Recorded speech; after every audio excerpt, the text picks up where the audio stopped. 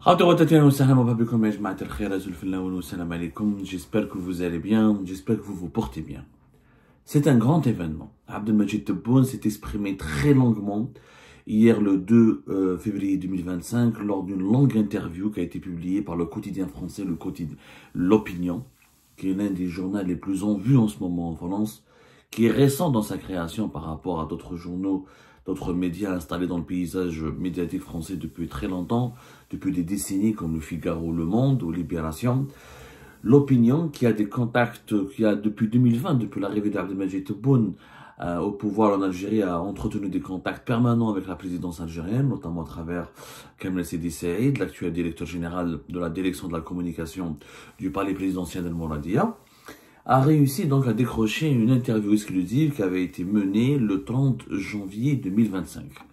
Le 30 janvier 2025, dans un salon attenant au bureau d'Abdelmajid Tebboune au palais présidentiel d'El Mouradia, au siège de la présidence de la République en Algérie, un journaliste de l'Opinion s'est longuement entretenu avec Abdelmajid Tebboune et j'ai passé toute la nuit d'hier à lire et à relire cette interview. Incroyable. Elle est incroyable, pourquoi? Abdelmajid Tebboune a une grande qualité qui est sa franchise. On voit c'est un monsieur qui parle avec ses tripes. Il parle franchement, il a parlé avec beaucoup de franchise sur des sujets très sensibles. Malheureusement, la franchise, à un moment donné, quand elle n'est pas accompagnée par la lucidité, par la rationalité, par le bon sens, par la modération, elle aboutit à des dérives, elle aboutit à des déclarations fracassantes qui peuvent compromettre les intérêts de l'Algérie sur la scène géopolitique mondiale et qui dévoilent des prises de position incohérentes par rapport à l'évolution de la situation géopolitique mondiale. Pour analyser cette interview, nous allons faire plusieurs émissions, parce qu'Abdelmajid Tebboune a parlé de beaucoup de choses. A parlé des relations avec la France, de la relation avec la scène, les dirigeants politiques français, de l'histoire, de l'économie, de la Palestine et d'Israël, du Maroc notamment, et du Sahara occidental, des opposants algériens, de la justice, des expulsions des migrants algériens, de la situation de la communauté algérienne en France, et de la Grande Mosquée de Paris. Il a abordé tous les sujets sans aucune gêne. Et ça se voit que Tebboune était vraiment franc. Il avait vraiment des choses à dire sur lequel il avait vraiment beaucoup de choses à dire. Et savoir que c'est un sujet qui le passionne particulièrement, qui le préoccupe et dans lequel il est très engagé. Parce qu'Abdelmajid Tebboune a construit une relation particulière avec la France d'Emmanuel Macron. Je dis bien la France d'Emmanuel Macron, de 2021 notamment à 2024, avant la rupture. La rupture, nous sommes dans une situation de rupture, oui. C'est pas une rupture comme à la marocaine, mais c'est une situation de rupture de relations diplomatiques, parce qu'il reconnaît lui-même dans cette interview que la coopération, elle est bloquée. Mis à part quelques échanges économiques et commerciaux, qui sont d'ailleurs rabaissés, qui ne cessent d'ailleurs d'être tirés vers le bas, la coopération, les relations entre les deux pays ne cessent de se réduire à leur strict minimum. Ce qui est inquiétant, lui-même d'ailleurs parle de l'irréparable, un risque de l'irréparable. Attention, il y a un risque de l'irréparable. Voilà, il a utilisé le mot l'irréparable. Bon, dans cette première partie, dans cette première émission, consacrée à cette longue interview que je vous incite à lire et à relire, vous allez voir un Tebboune franc, mais un Tebboune qui ne se contrôle pas. Et quand un chef d'État ne se contrôle pas, eh ben, il se met ou il se place dans des situations extrêmement périlleuse pour les intérêts suprêmes de notre pays. Quand je dis il ne se contrôle pas, c'est-à-dire il ne pèse pas réellement la portée, les conséquences et de ses déclarations et de ses positions sur les intérêts suprêmes de notre pays. Je donne un exemple bien concret avec lequel nous allons commencer cette première émission, la question du Maroc et du Sahara occidental. Abdelmajid Tebboune a reconnu enfin que le problème avec la France a commencé, que la crise, que l'origine, le socle de la crise actuelle, ou du conflit, parce que pour moi, il n'y a plus de crise, il y a du conflit. Une crise pour moi, quand il y a les passagères, quand il y a des malentendus, quand il y a des incompréhensions et des tensions, mais qui sont encadrées ou qui sont résolues par du dialogue et de la concertation. Pour moi, nous sommes dans une situation de conflit. À partir du moment où les deux pays, les deux États ne se parlent plus, ne font que s'attaquer, riposte donne une contre-riposte, attaque attaque qui génère une contre-attaque, et des reproches et des accusations en permanence et un climat malsain et délétère, comme le dit lui-même Abdelmajid Tebboune. L'origine de ce conflit, c'est le Maroc. C'est le Maroc, clairement, il le dit Abdelmajid Tebboune. Au moins, il a l'honnêteté et la franchise de l'affirmer. Qu'est-ce qu'il dit? Est-ce la reconnaissance, quand le journal d'opinion lui pose, dès le début de l'interview, c'était pratiquement la deuxième question, hein, c'était la deuxième question, est-ce la reconnaissance par la France de la marocanité du Sahara occidental, l'été dernier, c'est en fin juillet 2024, qui a été le déclencheur de cette crise? L'opinion, question claire. Tebboune, réponse claire. Nous avons parlé avec le président Macron plus de 2h30 en marge du sommet du G7 à Paris le 13 juin dernier. Cette fameuse rencontre entre Emmanuel Macron et Tebboune, oui, Abdelmajid Tebboune, dès qu'il arrive en Italie, à côté de Paris, pour assister aux travaux du G7 auxquels il avait été convié par Giorgia Meloni, la première ministre, la présidente du Conseil italien. Le premier dirigeant étranger que Tebboune rencontre sur le sol italien, ce n'est pas un dirigeant italien, c'est le président de la République française, Emmanuel Macron. Regardez ce que dit Tebboune. Emmanuel Macron venait de perdre les élections européennes et avait annoncé la dissolution de l'Assemblée nationale.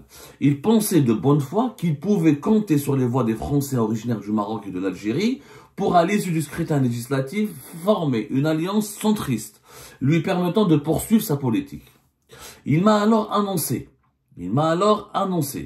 qu'il allait faire un geste pour reconnaître la marocanité du Sahara occidental. Ce que nous savions déjà. Tebboune n'était pas surpris. Il pensait qu'il savait déjà. Il avait des informations qui, le régime algérien avait des relais en France et les différents lobbies, cercles et organismes sécuritaires et politiques qui sont impliqués dans les relations algéro-françaises ont naturellement informé le régime algérien préalablement à cette rencontre du 13 juin que la France se dirige petit à petit, mais sûrement, vers la reconnaissance de la souveraineté du Maroc sur le Sahara occidental, comme l'ont fait l'Espagne en 2022, comme l'a fait les États-Unis d'Amérique en 2020. Voilà ce qu'a dit Tebboune à Emmanuel Macron. Vous faites une grave erreur. Vous n'allez rien gagner et vous allez nous perdre. Et vous allez nous perdre. C'est Tebboune qui a dit ça à Emmanuel Macron. Et vous oubliez que vous êtes un membre permanent du Conseil de sécurité, donc protecteur de la légalité internationale. Alors que le Sahara occidental est un dossier de décolonisation pour l'ONU qui n'a toujours pas été réglé. Les propos de Tebboune ont été clairs. Vous allez nous perdre. Tebboune avait dit à Macron, tu choisis le camp du Maroc, tu vas perdre l'Algérie. Et la crise a commencé là.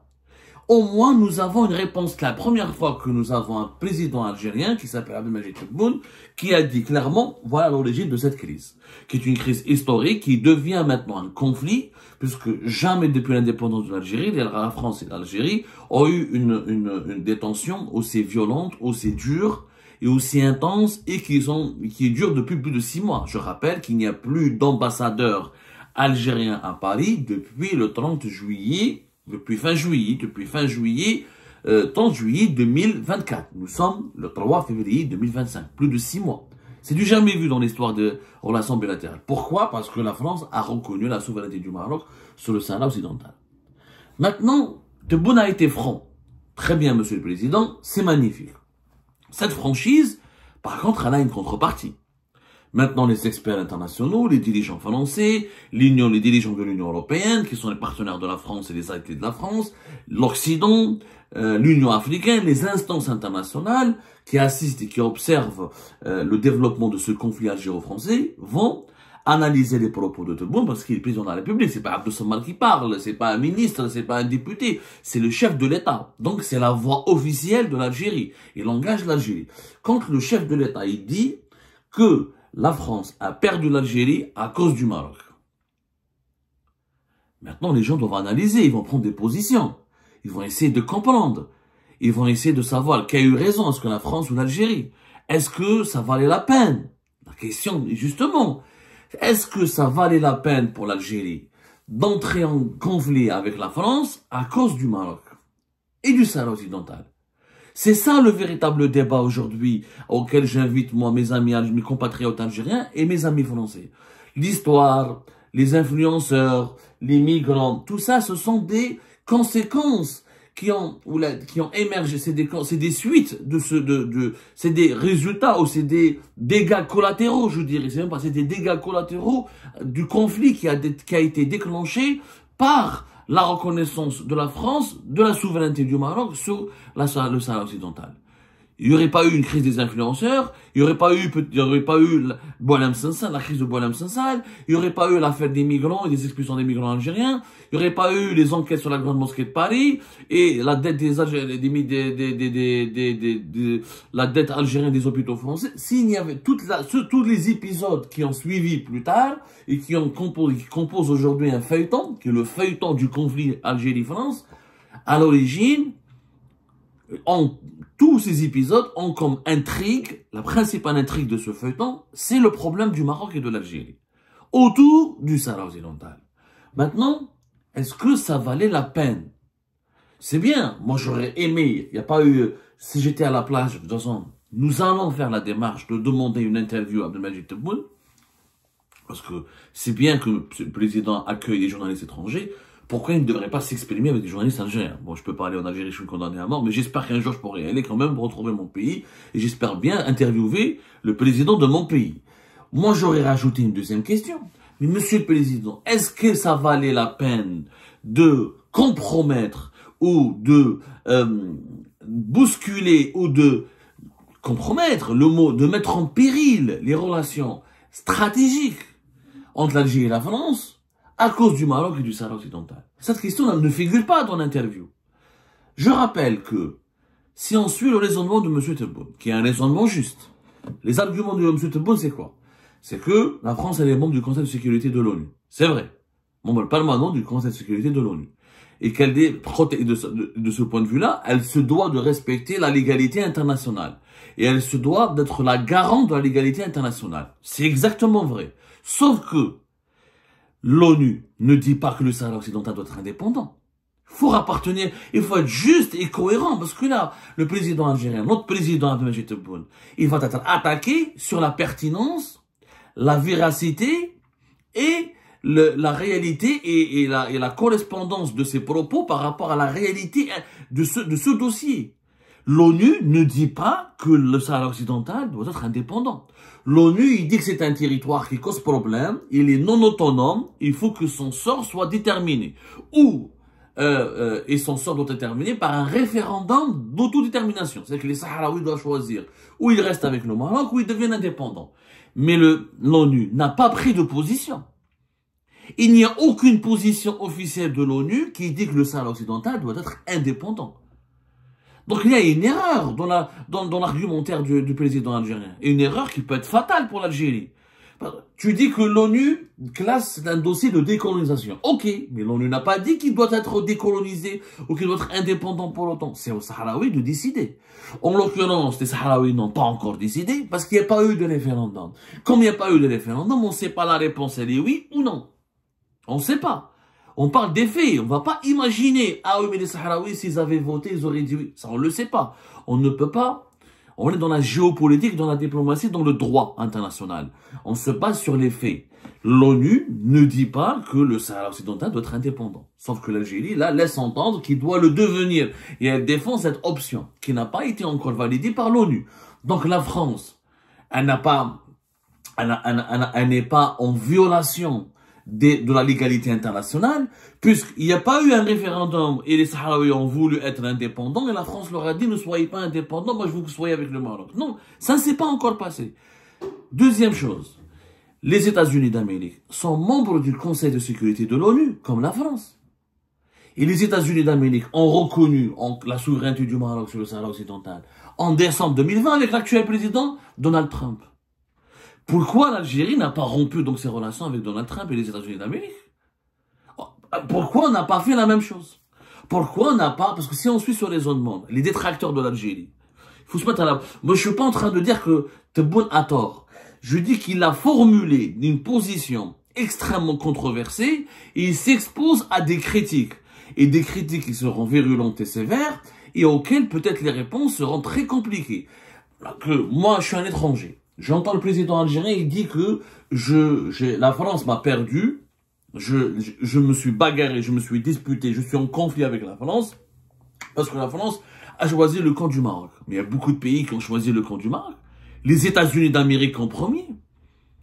Est-ce que les États-Unis d'Amérique, membres permanents du Conseil de sécurité de l'ONU, et comme la France, garant de la légalité internationale, ont pris en compte l'avis de l'Algérie, ou là ont pris en compte la nécessité de consulter le peuple sahraoui avant de reconnaître la marocanité du Sahara occidental? Pas du tout. Mais l'Algérie n'a pas rappelé son ambassadeur à Washington. L'Algérie n'a pas menacé les États-Unis d'Amérique de boycott commercial. L'Algérie n'a pas refusé, on va en parler tout à l'heure, Tebboune reconnaît lui-même dans cette interview que Donald Trump va expulser des migrants algériens et que l'Algérie va les accepter. Il va les accepter avec une facilité déconcertante, alors que la France veut expulser des migrants algériens et l'Algérie, quand même, ne les accepte pas tous. Donc, il y a une diplomatie à géométrie variable. Et une position controversée qui discrédite l'Algérie. La manière avec laquelle ça a été formulé. Je dis bien, moi je me base sur les mots de Tebboune. Quand Tebboune a dit, on aurait aimé que la France nous a pas consulté, la France nous a manqué de respect, comment on se sent trahi parce que la France était notre partenaire, elle aurait dû nous informer, demander notre avis, se concerter avec nous. Non, c'est pas ce qu'il dit. Il dit, vous allez nous perdre. Tebboune a dit, c'est Tebboune qui a dit à Emmanuel Macron, vous n'allez rien gagner et vous allez nous perdre. Pourquoi Tebboune ne dit pas ça à Donald Trump? Pourquoi en 2020 on n'a pas dit ça à Donald Trump qui a reconnu lui aussi la marocanité du Sahara occidental? Pourquoi on ne le dit pas à tous les dirigeants de la Ligue arabe? Il faut savoir que tous les dirigeants de la Ligue arabe, le Qatar, les Émirats arabes unis, l'Arabie saoudite, l'Égypte, aucun pays arabe ne reconnaît le Sahara occidental.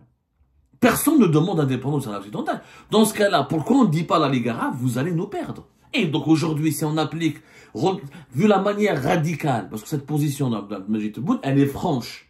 La franchise, elle est louable. Mais cette franchise témoigne d'une radicalité.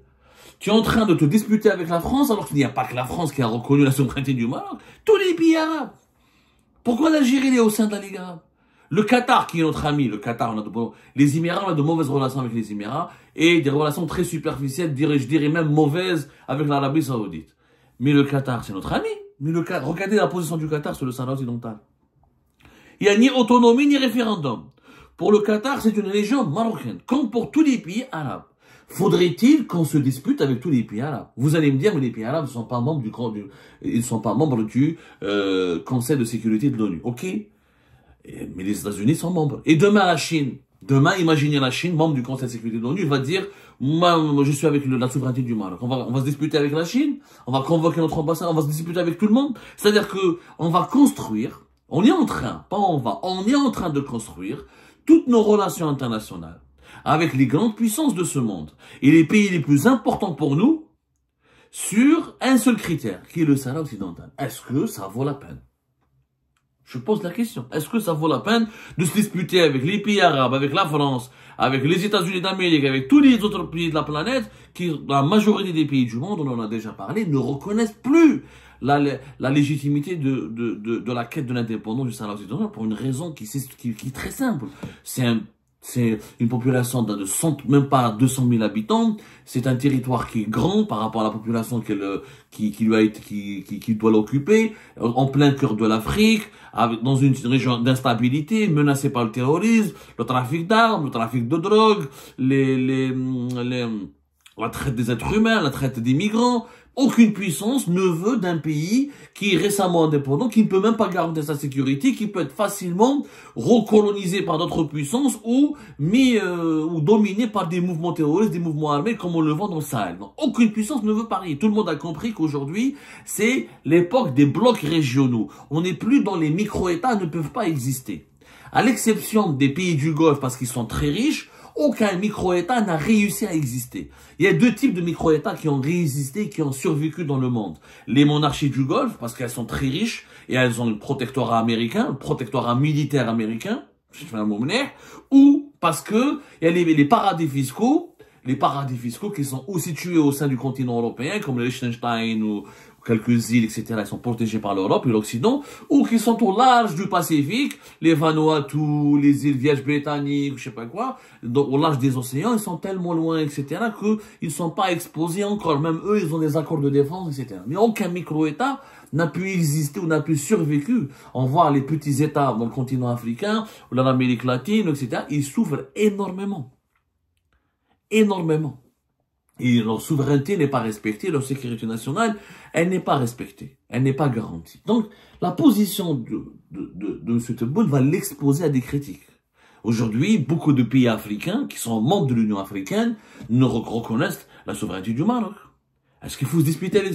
Donc ces pays-là, ils vont se dire l'Algérie va se disputer avec nous. Ces pays-là vont se dire l'Algérie va nous en vouloir. On aura de mauvaises relations avec eux. En plus, la relation avec la France, elle est particulière. Est-ce que ça valait la peine de compromettre nos relations avec un partenaire aussi important? Je rappelle juste les chiffres. La France, notre deuxième fournisseur, l'un de nos 3 ou 4 premiers clients. La France nous achète l'équivalent, en 2022, nous a acheté l'équivalent de 6 milliards d'euros de gaz. La France, elle est notre premier ou deuxième client de notre pétrole. Elle nous achète plus de 100 000 barils de pétrole par jour. C'est entre 2 et 3 milliards, ça dépend des prix du baril du pétrole et du gaz. Hein. Les prix du baril du pétrole et du gaz, ça varie. Quand on gagne, des fois, ça nous a acheté pour 6 milliards en 2022. En 2023, c'était beaucoup moins. Mais en général, entre le pétrole et le gaz, la France nous achète entre 4 milliards et demi jusqu'à 5 milliards d'euros. C'est quand même l'un de nos principaux clients, en pétrole et en gaz. La société française CMA CGM, elle assure la moitié de notre fret maritime. La moitié, plus de 50% même, de toutes les marchandises que nous réceptionnons en France sont transportées par une compagnie française. Les liens économiques, j'en parle pas. C'est la France a toujours été parmi les 3 fournisseurs de nos produits agroalimentaires. Les liens humains. Ok, vous allez me dire, Abdou, on peut ne pas consommer français. C'est vrai, on peut se disputer avec la France, ne pas consommer français. Mais il faut pas être hypocrite. On mange pas leur blé, mais on leur vend leur gaz. On leur vend notre gaz. Est-ce que l'Algérie peut se permettre de ne pas vendre du gaz à la France et ne pas gagner de l'argent? Parce que trouver un autre client, le vendre à d'autres pays, la Turquie déjà est notre premier client, le GNR, la Grèce aussi, mais remplacer le marché français aussi rapidement par un autre marché, c'est extrêmement compliqué, c'est des contrats, et c'est plus facile d'exporter notre gaz vers un pays plus proche de nous géographiquement comme la France, que vers un pays lointain qui est la Turquie ou d'autres pays asiatiques. Je ne fais un moment. Est-ce qu'on va remplacer CMA CGM? Ok, ça se passera pas du jour au lendemain. On peut remplacer l'économie, on va dire qu'on va bloquer, on va plus consommer français, on va plus importer. Et les échanges humains. Okay. On fait plus de business avec la France. Ok. Et les échanges humains. En 2023, on a eu 4 900 000 passagers. 4 900 000 voyageurs qui ont fait, qui ont voyagé entre l'Algérie et la France. 4 millions, c'est quand même impressionnant. 4 900 000 en 2023. C'est une augmentation de 114% par rapport aux 4 dernières années. 4 900 000. Air Algérie, Wahadha, elle a transporté 2 900 000 passagers entre la France et l'Algérie. C'est quand même énorme. Il y a eu, c'est en calcul, plus de 43 151 liaisons aériennes entre la France et l'Algérie en 2023. Ça nous fait, et si on calcule bien, plus de 118 vols par jour. 118 vols par jour entre la France et l'Algérie. On va couper tout ça. On va tout arrêter à cause du Sahara occidental. C'est une situation de rupture. Quand on dit vous allez nous perdre, ça veut dire que vous allez nous perdre. Ça dit qu'on va perdre la France. La France, il y aura plus de passagers, plus de voyageurs. On fait quoi de ces millions d'Algériens et de Français qui connaissent le pays, qui sont les familles communes, les Franco-Algériens, les binationaux, les couples mixtes, les Français d'origine algérienne, les Algériens naturalisés. C'est une communauté de presque 5 millions de personnes, si ce n'est pas plus. Un Français sur 6 relations avec l'Algérie. Donc on va bousiller tout ça juste à cause du Sahara et du Maroc. Est-ce que le Sahara occidental et le Maroc en valent la peine? Moi, personnellement, je ne le crois pas. Je crois qu'il y aurait d'autres moyens qui auraient permis à l'Algérie de défendre ses intérêts dans ce dossier. D'ailleurs, il faudra peut-être étudier, réévaluer la position de l'Algérie. Le Sahara occidental ne mobilise pas. C'est pas la question palestinienne. Il faut dire la vérité. Les gens sont pas convaincus. Personnellement, je suis pas convaincu. La vérité. Un État en plein Afrique du Nord, à côté du Sahel, il n'est pas viable. Il n'est pas viable, cet État. Il faut dire la vérité. Est-ce que notre opposition n'aurait pas été plus intelligente? Et même si on ne veut pas reconnaître, ok, l'Algérie ne fera jamais de compromis avec le Maroc sur ce point-là. Mais est-ce que ça vaut la peine de se disputer, de se bagarrer avec tous les pays qui ont choisi le camp du Maroc au détriment de l'Algérie? L'Espagne, la France, après ce sera quoi? Après ce sera quoi? Je remercie beaucoup Abdelmajid Tebboune pour sa franchise, mais j'aimerais bien que lui et son entourage s'interrogent aussi maintenant sur les conséquences et les enjeux de ces déclarations. Comment la communauté internationale maintenant va traiter l'Algérie et comment les autres pays qui ont reconnu la souveraineté du Maroc et qui ne veulent pas d'indépendance du Sahara occidental vont réagir à ces déclarations. Notamment des pays arabes, comme les monarchies du pays du Golfe, notamment beaucoup de pays africains qui ne veulent pas, qui n'adhèrent plus à cette vision d'un Sahara occidental indépendant, notamment les États-Unis d'Amérique de Donald Trump. Donc Donald Trump, il va dire ça. Le secrétaire d'État américain, il va dire, vous allez nous perdre, nous avons dit à la France que vous allez nous perdre, donc les États-Unis vont penser quoi? Eux aussi, ils reconnaissent. Donc l'Algérie n'est plus un partenaire important. On va menacer les Américains de Donald Trump aussi. J'aimerais bien qu'on réponde à toutes ces questions.